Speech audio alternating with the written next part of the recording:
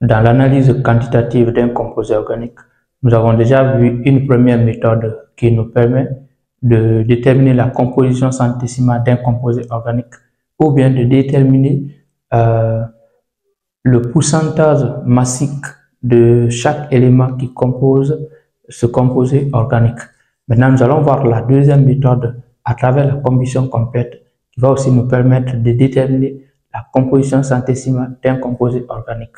Et cette deuxième méthode, nous allons l'expliquer maintenant là.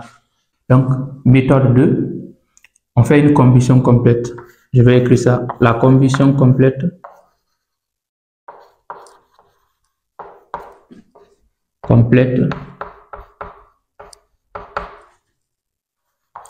d'un composé organique de formule brute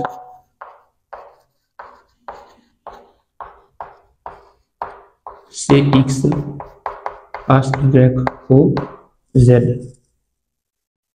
de masse M. Donc M ici c'est la masse expérimentale de notre composé qui est le CX HYO Z.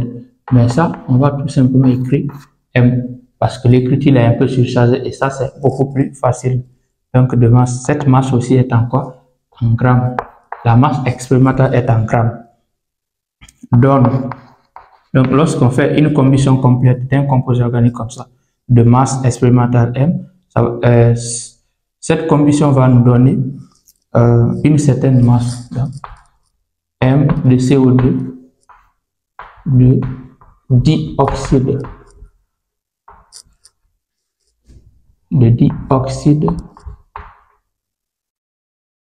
de carbone et de quoi aussi une masse d'eau. On va noter comme ça. Une masse d'eau. Ici, retenez bien qu'on a deux mots-clés dans ce qu'on vient d'écrire ici. La combustion complète, ça a un sens en chimie organique. Cela veut dire quoi? Le composé qui est là réagit avec le dioxygène. Donc, on va faire d'abord l'équation de la combustion complète.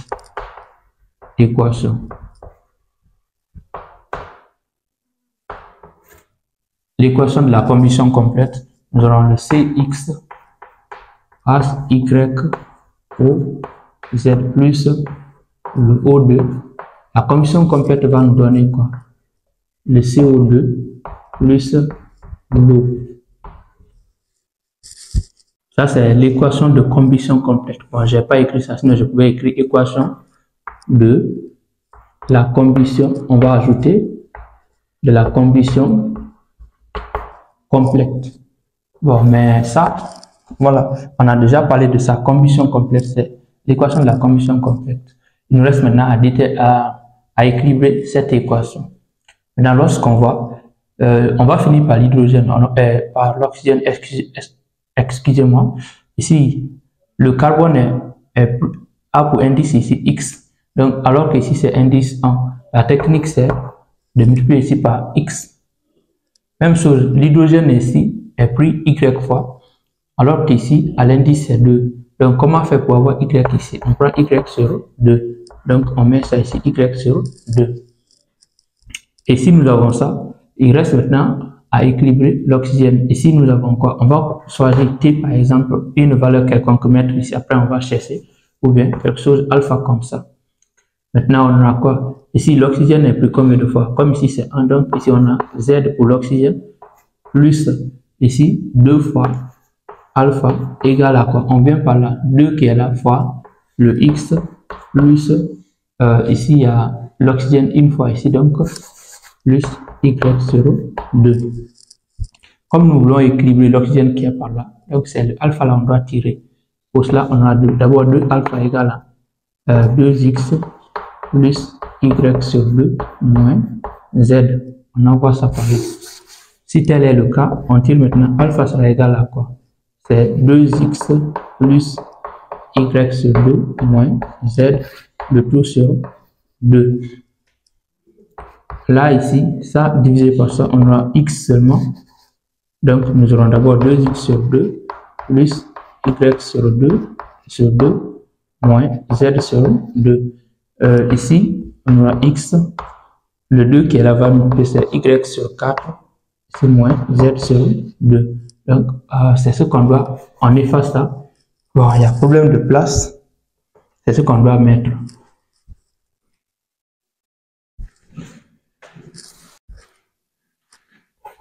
On a alpha ici, comme il y a problème de place, on va réécrire Cx HY O Z. Maintenant, on va à la place de alpha, alpha reste égal à ça, on met ça. Plus, on utilise une parenthèse puisque nous avons 3 termes déjà. Et c'est plus Y sur 4 moins Z sur 2. Ici, l'oxygène maintenant, 2 qui va nous donner X de CO2 plus Y demi de l'eau. Vous n'êtes pas obligé de réécrire 2 fois. Vous effacez ça tout simplement. Vous réservez l'espace. Comme on n'a pas d'espace, c'est pourquoi j'ai réécrit. Voilà. Donc, à partir de là, déjà, l'équation est équilibrée.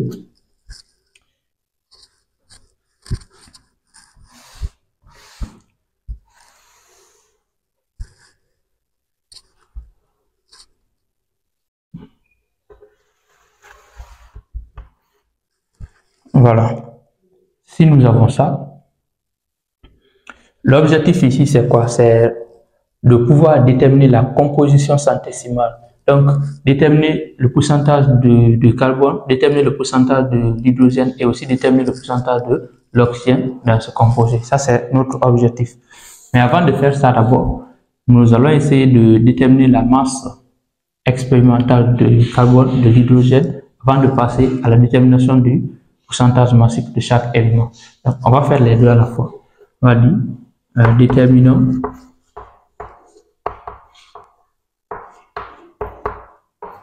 la masse de carbone et aussi le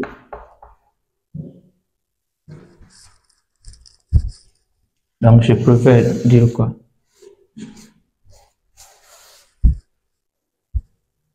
Déterminons la masse et le pourcentage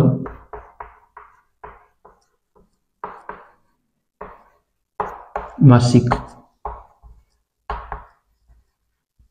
des éléments. C'est mieux comme ça.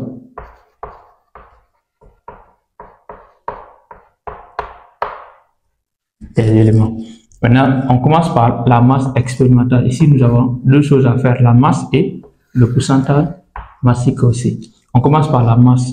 Maintenant, pour la masse, ici, nous avons quoi? Le dioxyde de carbone et nous avons aussi l'eau. Donc, on a dit quoi? Lorsqu'on fait la combustion complète, on va obtenir une certaine masse M du composé. Et ici aussi, on a la masse de dioxyde de carbone et la masse d'eau. Ça veut dire que les trois valeurs là seront connues dans l'exercice. Et si ces trois valeurs sont connues dans l'exercice, on va donner des formules qui vont nous permettre de pouvoir calculer la composition centésimale. La première formule que nous allons déterminer d'abord, on sait que pour avoir le dioxyde de carbone, il faut prendre un atome de carbone plus ici un atome de dioxygène. Donc, qu'est-ce qu'on fait? Une fois qu'on a ça, on a le CO2. Cela veut dire quoi? Vous avez déjà vu des méthodes qui vous permettent très souvent de faire une comparaison des quantités de matière et donc de pouvoir déterminer les masses. Ici, nous avons la masse de carbone sur la masse molaire, ça c'est masse expérimentale sur la masse molaire du carbone qui restera égal à quoi? Comme ici c'est coefficient 1, ici aussi coefficient 1, donc ça reste égal à la masse expérimentale du CO2. L'exercice va nous donner ça sur la masse molaire du CO2. Normalement, ça doit être à l'indice comme ça.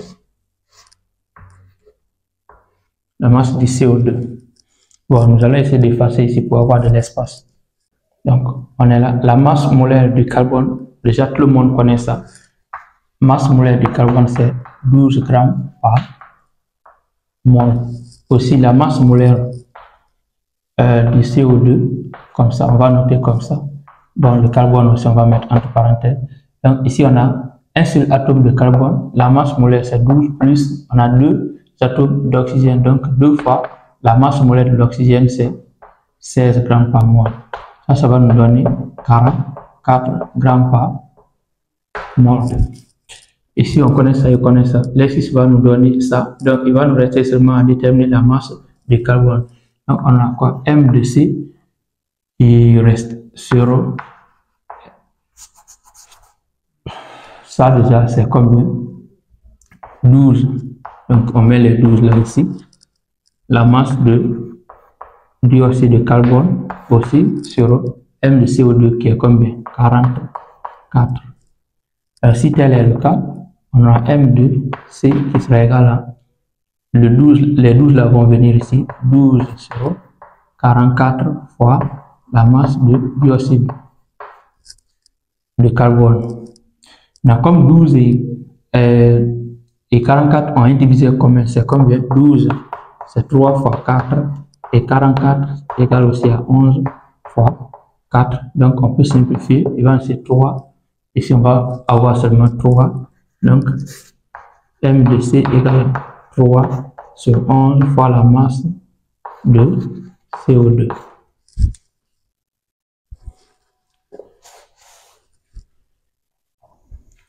Donc, on trouve ça. Et cette masse qui est là est en grammes. Cela veut dire quoi? Que lorsque vous aurez des exercices où vous n'aurez pas besoin de faire ces détails-là, c'est cette formule seulement que vous allez utiliser si le besoin est là. Vous faites l'équation de la combustion complète, vous équilibrez. Après, maintenant, ici, vous n'allez pas faire les micmacs là. Vous allez seulement prendre la formule là et puis vous l'utilisez. Comme c'est l'explication de cours, donc je suis obligé de vous montrer comment ça s'est venu. C'est ce que j'essaie tout simplement de faire. Si maintenant on connaît la masse de carbone, on peut en déduire le pourcentage massif du carbone contenu dans le composé qui est là. Donc le pourcentage massif du carbone, c'est quoi? C'est la masse du carbone 0, la masse du composé qui est là, fois 100.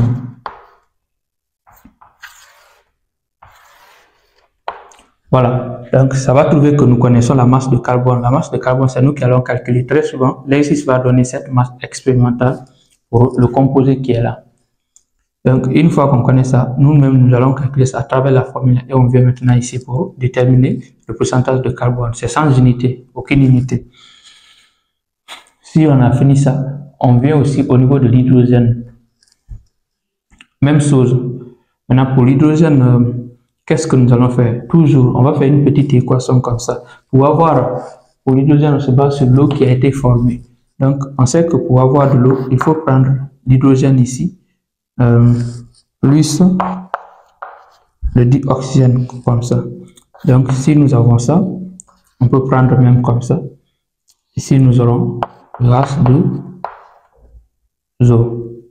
Donc, si on a l'as de eau, ici, comme l'autre l'a pris 2 fois, bon, je vais laisser ça comme ça.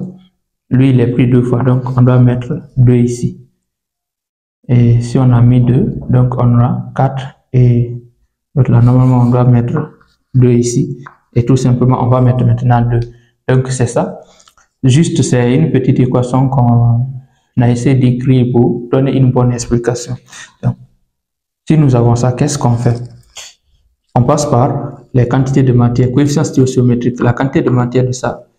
Ou bien, comme déjà vous avez l'habitude de faire dans les classes antérieures, c'est quoi? La petite masse de l'hydrogène qui est là sur sa masse molaire. Comme ici, il y a le coefficient de, donc on multiplie ici par 2. Le coefficient qui sera là, ne l'oubliez pas, mettez ça toujours au dénominateur sur ça égal à quoi?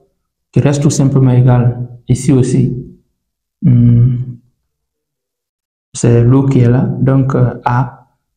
Bon, comme on a 2, on pouvait ne pas écrire les deux là, mais c'est pas grave. À la masse expérimentale de l'eau, on va mettre entre parenthèses.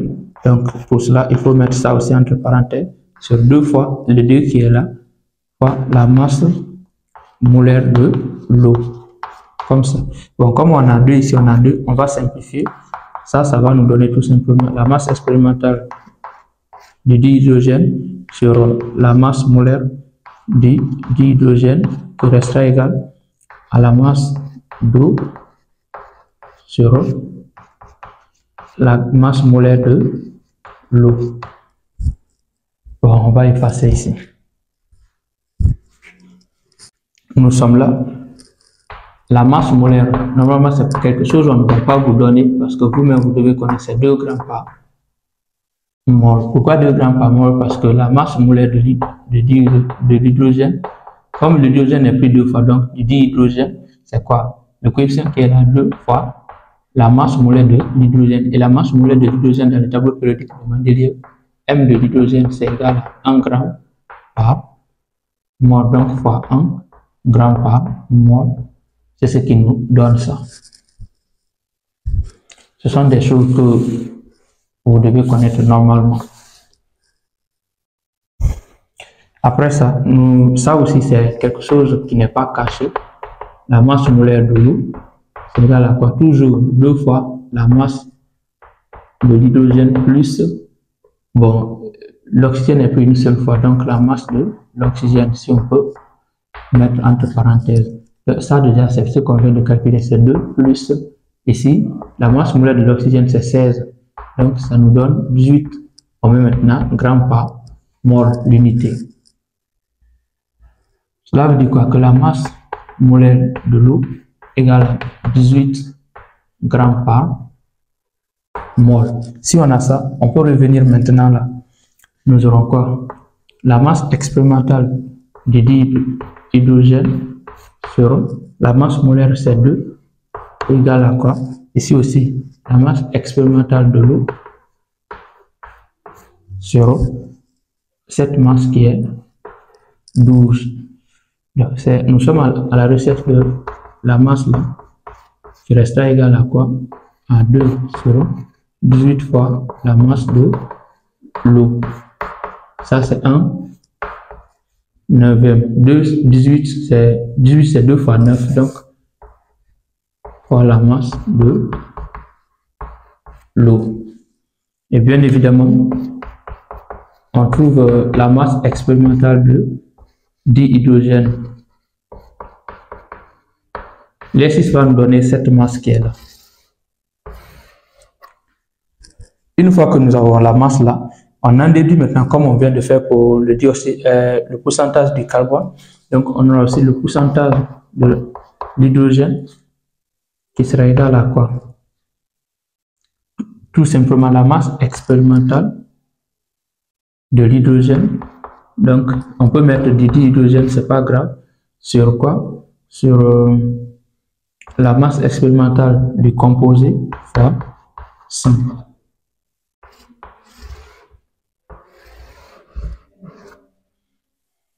Donc, on a déduit ça. Bon, pour l'oxygène, là, pour l'oxygène, on ne passe pas par d'abord la détermination expérimentale comme ça. Tout simplement, nous savons que la composition centésimale de tous les éléments, lorsqu'on fait leur somme, ça doit nous donner 100. Et donc, on va se baser sur ça tout simplement pour déterminer le pourcentage massique de l'oxygène. Pour cela, on va effacer ici.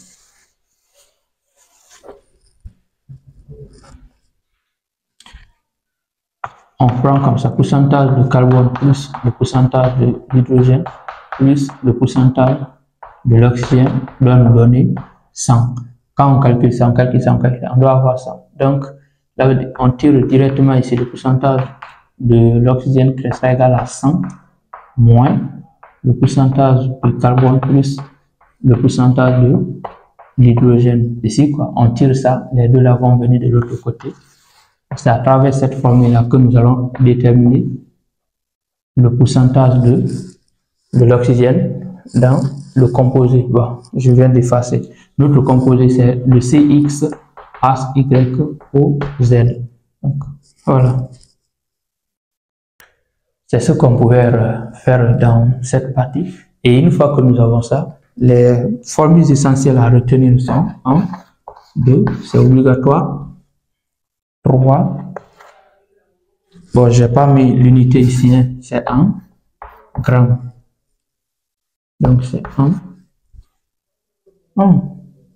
Non, c'est ici en. On a commencé par ça. 2.